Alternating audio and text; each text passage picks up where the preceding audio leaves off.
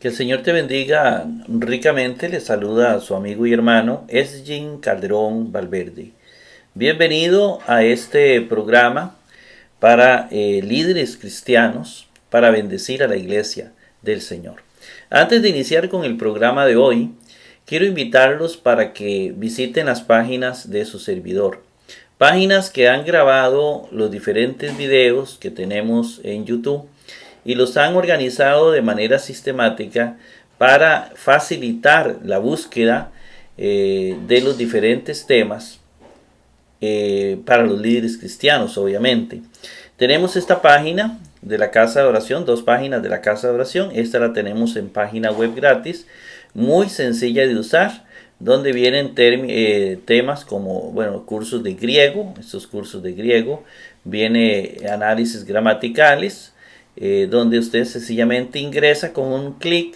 Viene también los cursos de hermenéutica que estamos grabando, y vienen otros temas parecidos. Igualmente tenemos la página en Overblock, una página que tiene un menú amplio para que usted pueda explorar.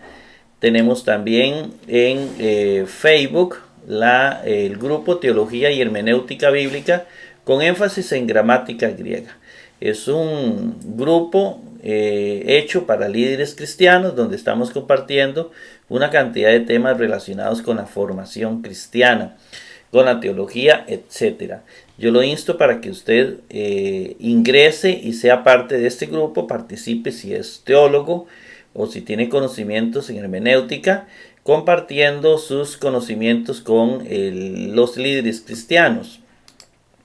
También yo lo insto para que usted visite el canal de YouTube, explórelo. Hay listas diferentes donde también los temas vienen organizados y usted puede ser de alguna manera bendecido con alguno de los temas que ahí presentamos.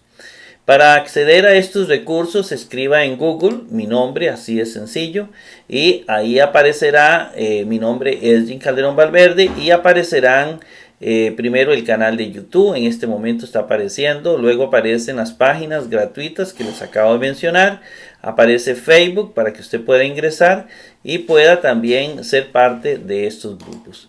Y también quiero invitarlo para que se inscriba en el diccionario digital excavadigital.com. Este diccionario, excavadigital.com, es un diccionario que nos sirve para traducir textos griegos. Es más que un diccionario porque aparte de la palabra que trae, la palabra como aparece en el Nuevo Testamento, nos va a dar la categoría gramatical a la que pertenece, los accidentes gramaticales del término, el paradigma al cual pertenece y los textos bíblicos en el Nuevo Testamento donde esa forma concreta aparece.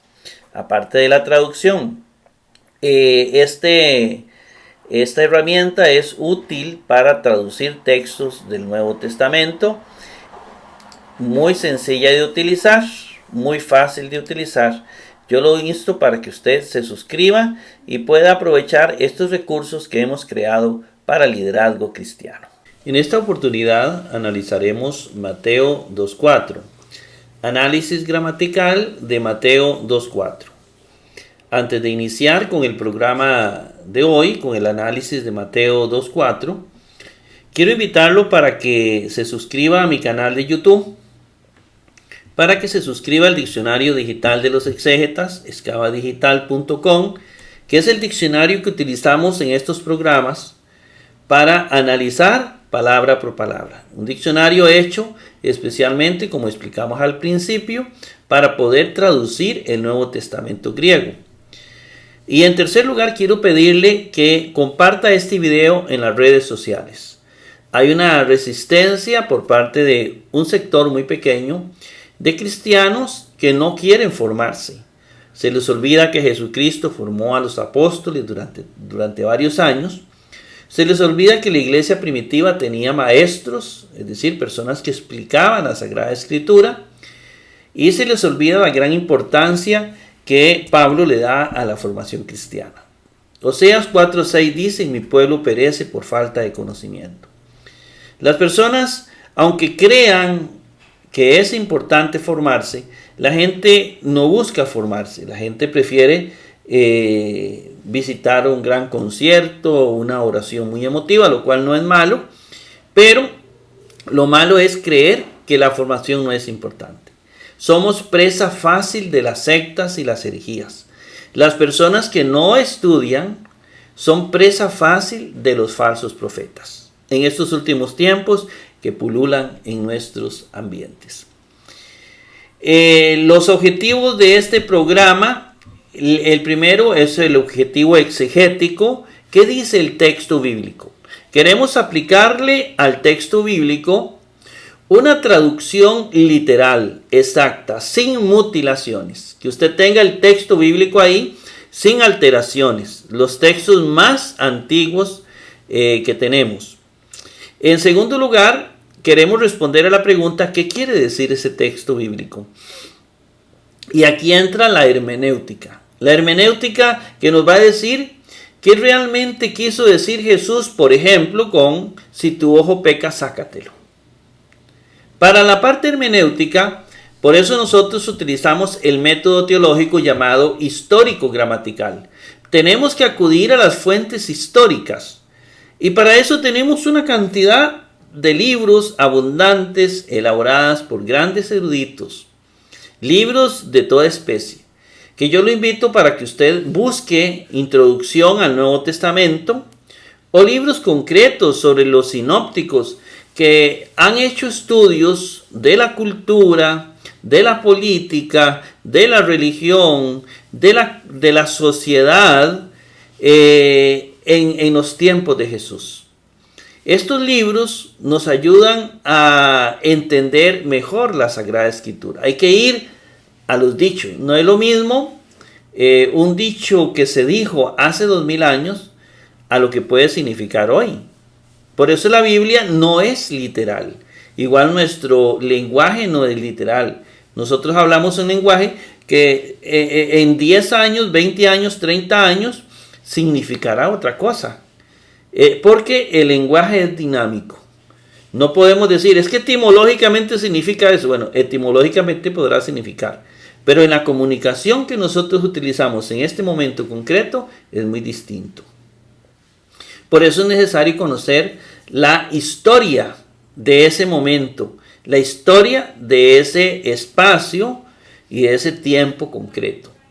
Y la parte gramatical es la que hacemos en este programa. A mayor conocimiento de gramática griega, mayor conocimiento del texto bíblico.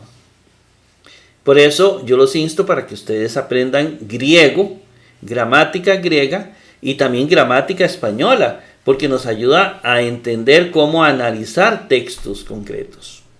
El tercer objetivo es teológico. ¿Qué me dice el texto a mí? La teología bíblica, sobre todo la teología que parte del Evangelio, es una teología vivencial. No es solo acumular teorías y teorías y teorías, sino es vivenciar la teoría. Esa vivencia es a lo que nos lleva la teoría cristiana. Para Jesús, el mensaje cristiano es un mensaje para vivir. Si no se vive, usted no está haciendo nada. Por eso, una teología que no te lleve a una vivencia de la fe no es bíblica. Será cualquier tipo de teología menos teología bíblica. Comenzamos con el versículo 4 de Mateo 2. También, sinagogando a todos los architemplarios, recuerde que el que los está sinagogando es Herodes. Herodes inmediatamente se preocupa de que vayan a ser un niño que va a ser el rey de Israel, y él se preocupa y reúne. Sinagogar es tal vez un neologismo, viene de sinagoga, que es reunir. Sinagogando, reuniendo a todos los architemplarios.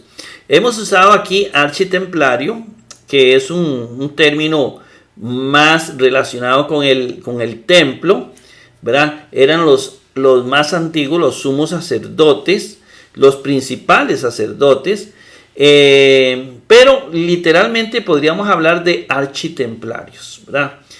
Tenían una relación con el templo. Architemplario también escritores del pueblo, es otra palabra, gramateis, que se va a traducir como escribas. ¿El escriba quién es? El escriba es un escritor, ¿verdad? Del pueblo, sobre todo se relacionaban con los escritores de la parte religiosa. Dice, se preguntaba de parte de ellos, les hacía la pregunta, ¿dónde nacería el Mesías? ¿Dónde nacerá el Cristo? ¿Dónde el Cristo es engendrado? Esa es la gran pregunta que hacía Herodes. De acuerdo a los textos sagrados, porque el pueblo entero esperaba la venida del nuevo ungido, del nuevo David, del nuevo Mesías, y todavía los judíos lo siguen esperando. Y entonces decía, ¿dónde el lugar? Le interesaba, ¿dónde van a ser ese Mesías, ese Cristo, ese Rey? Esa es la pregunta. La Reina Valera dice, y habiendo convocado a todos los principales sacerdotes y escribas del pueblo, les preguntó dónde había de nacer el Cristo. La Jerusalén 1976 dice, convocó a todos los sumos sacerdotes y escribas del pueblo, y por ellos estuvo informando del lugar donde había de nacer el Cristo. Bien, vamos inmediatamente al interlineal. Y vamos a poner la pluma y veamos rápidamente que sinagogón, también sinagogando, ¿verdad? Reuniendo. Pantas a todos, ese pantas a todos los sacerdotes y escribas del pueblo, a todos. Podría tratarse de una exageración del agiógrafo para referirse a muchos, pero también podría ser que los reuniera a todos. Sin embargo, no es raro que a veces se utilice ese todos para referirse a mayoría o gran número. Pantas a todos, tus argereis, los architemplarios. Argi viene de archi, antiguo, y ereis, templarios, los que cuidan el templo, los más antiguos del templo, ¿verdad? Que son los sumos sacerdotes. Este pantas, yo sí quiero que lo tomemos en cuenta, porque nos indica que la Biblia no se puede interpretar de manera literal. Se tiene que traducir literal, pero se tiene que interpretar de manera simbólica, porque nuestro lenguaje por naturaleza es un lenguaje simbólico. El lenguaje filosófico no es simbólico, el lenguaje filosófico es muy literal. El lenguaje jurídico es muy literal y por lo tanto no es simbólico. El lenguaje poético es un lenguaje muy simbólico. Y el lenguaje popular es un lenguaje muy simbólico. Ese pantas no necesariamente son todos, sino que es un lenguaje popular. Que también gramateis o gramatis, escritores o escribas, tu la u del pueblo, de ahí viene el laico, epintáneto se preguntaba, paraftón de parte de ellos. Par viene de para, ¿verdad? En este caso viene el apóstrofe para que no se repitan las dos alfas. Para aftón, entonces para aftón. Pu, donde, o Christos, el Cristo, llenate, es engendrado. Bien. Recordarles que los capítulos 1 y 2 de Mateo, que hemos estado analizando, no son parte del llamado documento Q o el documento fuente que decían los alemanes. Si suponemos que Mateo, Marcos y Lucas absorbieron la totalidad del documento Q, ¿verdad? Aunque cabe la posibilidad que hubiera una especie de selectividad. Pero sabemos que estos dos capítulos no fueron parte del documento Q porque presenta contradicciones con el digamos así, la infancia de Jesús en Lucas y no toma en cuenta absolutamente nada en Marcos. Entonces, suponemos que no se conocían entre ellos. Es decir, nunca Lucas, entre comillas, leyó estos dos capítulos, ni aparentemente Marcos, entre comillas. Estos relatos eran elaborados por un agiógrafo desconocido. Alguien desconocido fue el que escribió el capítulo 1 y 2 de Mateo. No se sabe quién. Luego lo recoge entre muchos relatos que habían el escritor de Mateo en el libro llamado de Mateo, ¿verdad? Por un agiógrafo desconocido que sabemos que no es Mateo. El Evangelio según Mateo es desconocido en la iglesia primitiva y en parte del siglo II, porque así lo vemos en los libros históricos de la iglesia que tenemos. O al menos no gozaban de gran autoridad en la iglesia oficial, como sí lo tenía el Evangelio oral o las cartas de Pablo. En algún momento haremos un análisis gramatical también de esas primeras cartas del siglo I y II. Hay evidencias de que los sinópticos también no fueron escritos para judíos, sino para personas que ignoraban el hebreo, como lo hemos venido diciendo en varios programas.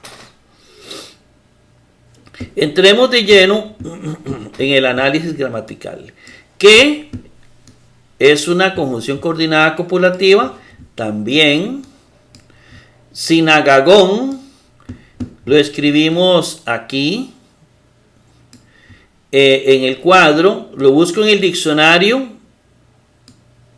en excavadigital.com, donde viene el análisis gramatical de cada palabra, y nos dice que es un aoristo activo masculino singular nominativo. Al ser participio tiene formas verbales y formas adjetivales. Viene de sinago, que yo voy a traducir como sinagogar. Sinago, de sinagogar. Es un aoristo activo, como lo dije, así lo dice el diccionario, aoristo activo. Entonces busco el paradigma aoristo activo de sinago, que es sinagogar, ¿verdad? Y aquí lo tenemos en pantalla. También Guillermo Davis lo tiene en el número 250. Entonces aquí tenemos sinago y buscamos la palabra sinagagón. Esta palabra nos dice el diccionario que está en el masculino singular nominativo. Masculino singular nominativo. Decirles que los participios, igual que los adjetivos y los artículos, se sujetan al sustantivo al cual se refieren. Por ejemplo, sinagogón es un participio verbal, se refiere a quién. ¿A quién sinagogando? ¿A quién? ¿Quién está sinagogando? ¿Quién realiza la acción, esta acción verbal de sinagogar, de reunir?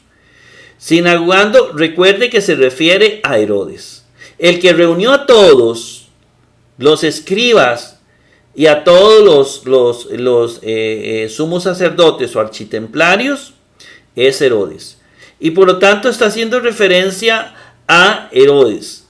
Herodes sinagogó, es decir, a Herodes como sustantivo masculino singular nominativo.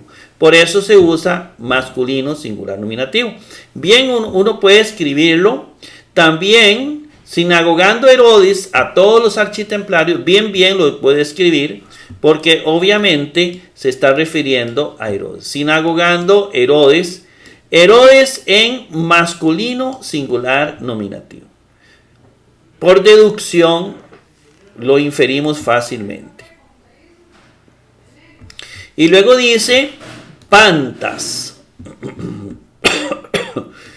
Pantas es un adjetivo, si yo lo busco en el diccionario, es un adjetivo que viene de paz.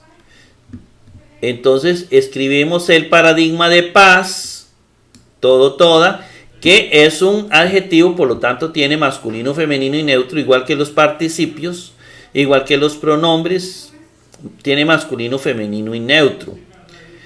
Y aquí tenemos algo interesantísimo, ¿verdad? Igual que los artículos también, claro que sí.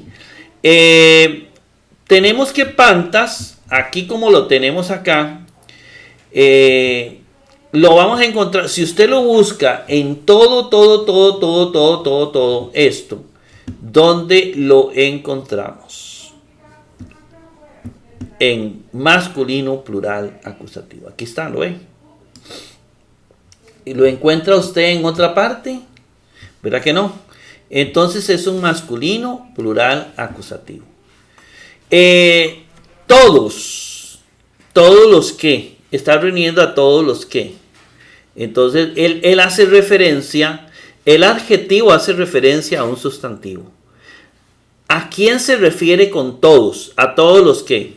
Bueno, es muy sencillo. A los architemplarios y a los escritores.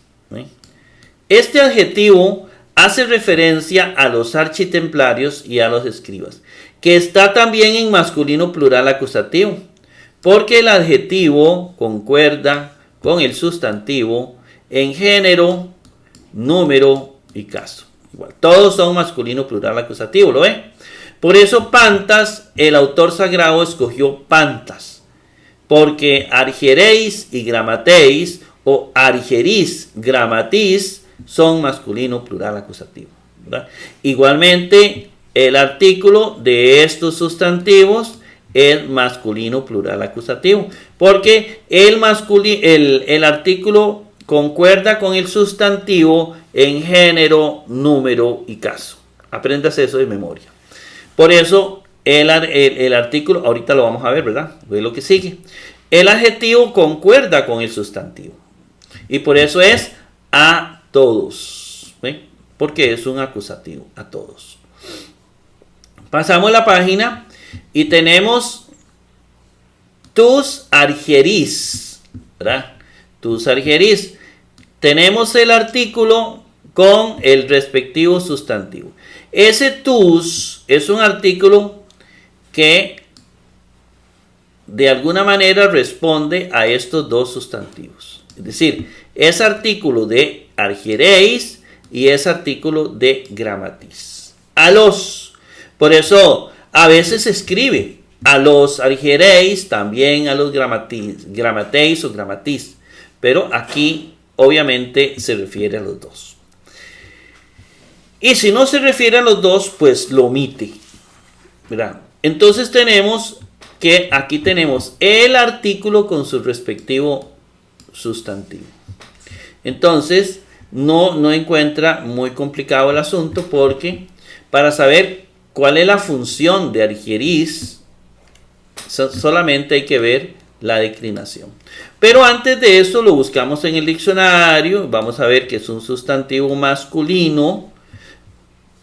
El sacerdote, primero que eran hombres, ¿verdad? Entonces es un sustantivo netamente masculino, ¿verdad? Es lo primero. Y entonces tenemos la estructura masculina de todos los artículos. Luego el paradigma es argereus o argereus. Buscamos el paradigma de argereus, architemplario o sumo sacerdote, si a usted le parece. Y esta forma, argeris, ¿qué caso tiene? Nominativo, genitivo, dativo, acusativo, vocativo. Bueno, vamos al final, argeris, eis, lo buscamos, aquí no aparece, aquí aparece uno y aquí aparece otro. Bueno, lo tenemos en dos partes, argereis, aquí como nominativo plural, pero también lo tenemos como masculino plural acusativo. ¿Y qué es? Bueno, nos ayuda el artículo. Claro, él viene a salvar. El autor sagrado escribió el artículo para que no nos enredemos, pero también nosotros podemos a través de la sintaxis informarnos si es nominativo o acusativo. Y ya lo he hecho muchas veces, aunque muchos no lo entiendan, se lo voy a mencionar. Usted lo que hace es preguntarle al verbo, o participio en este caso. Por ejemplo, ¿quién realiza la acción sinagogón reuniendo? Es Herodes, ¿verdad? Herodes es el nominativo. Ajá. ¿Y qué hizo Herodes? Reunió a todos los argireis. Es decir, eso va a ser el complemento directo o va a ser parte del predicado de la oración. Entonces, obviamente, sabemos que es esto desde un punto de vista sintáctico. Pero aquí fácilmente el autor sagrado, para que no nos compliquemos la vida, agregó el artículo. Quiere decir que se refiere, no escribió el artículo y, sino tus. Quiere decir que tus argiris es un masculino plural acusativo. ¿Ve? Masculino plural acusativo. ¿Ve? Es facilísimo. Entonces, masculino plural. Por lo tanto, el artículo es masculino plural acusativo, como usted lo puede ver aquí.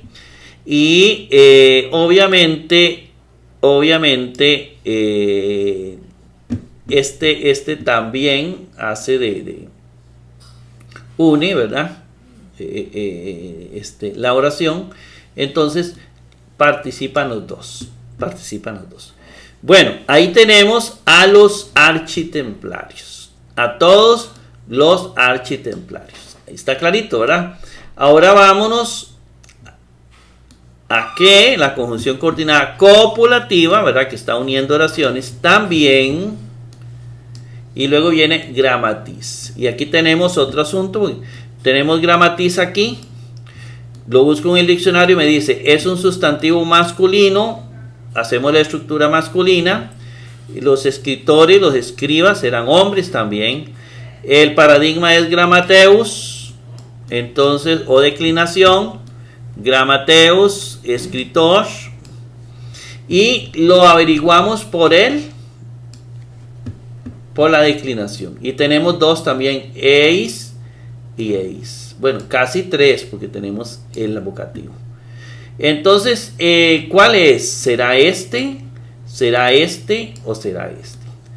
Y el autor sagrado nos dio, como ya les dije hace un momento, el artículo que corresponde a este sustantivo y a este sustantivo. Entonces no hay forma de perderse. Entonces sabemos que es un acusativo. Tus gramateis. A los escribas. También escritores o escribas. Pasamos la página y viene tu la u, viene un sustantivo con su respectivo artículo. ¿Está bien? Escribimos el artículo y el sustantivo. Muy bien. Y luego vamos a buscar el lau en el diccionario, que me va a decir que es un sustantivo masculino. Pueblo es un sustantivo masculino, lau. De ahí viene la palabra laico. Lau. Luego tenemos que el paradigma es laos. Laos. Busco el paradigma laos. Lo tengo en pantalla. Aquí lo tenemos. Y tenemos también, que es fácil de identificar. ¿Qué función ocupa lao en la oración? Bueno, terminación u. La tengo por aquí, ¿verdad? Aquí está la terminación u. No existe en ningún otro lado, por lo tanto, no hay duda que la u es masculino, singular, genitivo.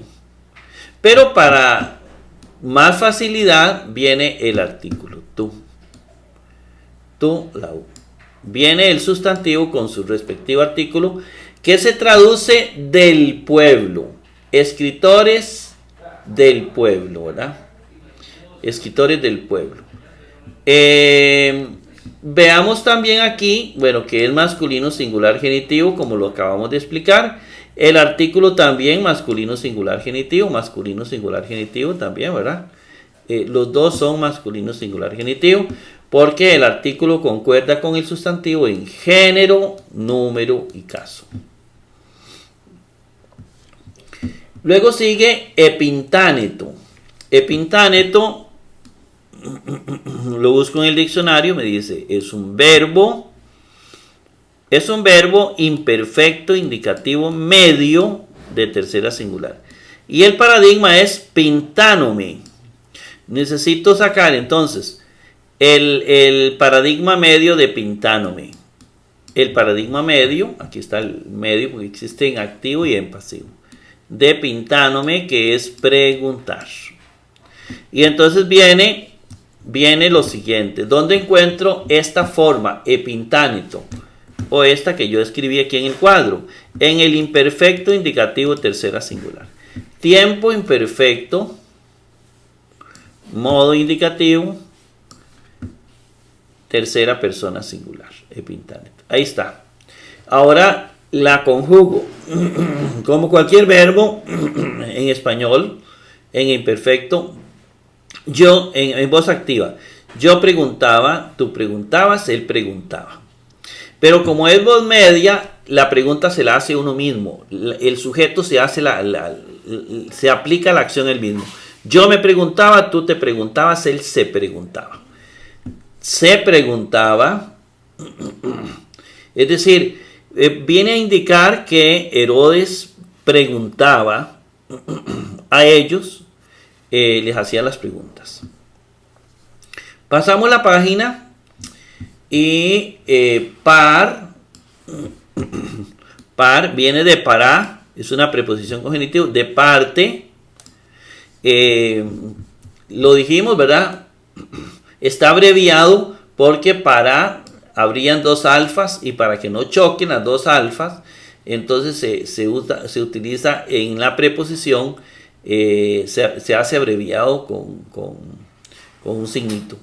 Par, de parte, entonces de parte de, puede ser, y luego viene aftón,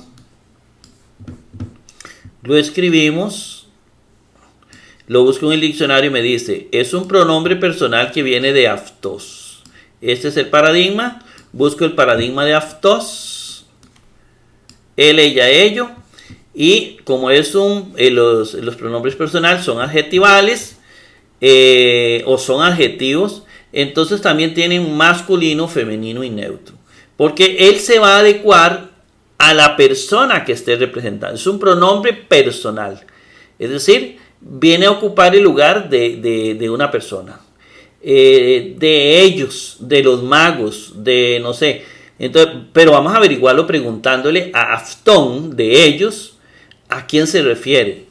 Dice, preguntaba de parte de ellos. ¿Quiénes son ellos? Son los argerís y los gramatís. Porque le está preguntando a ellos. Y ellos son, como ya lo vimos que argerís y gramatís son masculinos, no son ni femeninos ni neutros. Recuerda que yo les dije que son hombres, entonces son masculinos, así lo vimos en el cuadro, son masculinos. Entonces este aftón tiene que ser masculino, ¿verdad? Y si usted lo ve aquí, está en el plural, en el femenino y en el masculino. Puede ser cualquiera de los tres, pero como se refiere a un sustantivo masculino, no es ni femenino ni es neutro. Y es masculino plural genitivo, ¿verdad? Como está aquí. Ya sabemos por qué es masculino plural genitivo. De ellos, está preguntándole a ellos, a los escribas y a los argerís, le está preguntando, dice, pu es un adverbio, donde, se traduce donde, y viene o Christos, viene el Mesías, el Cristo, el ungido, o Christos.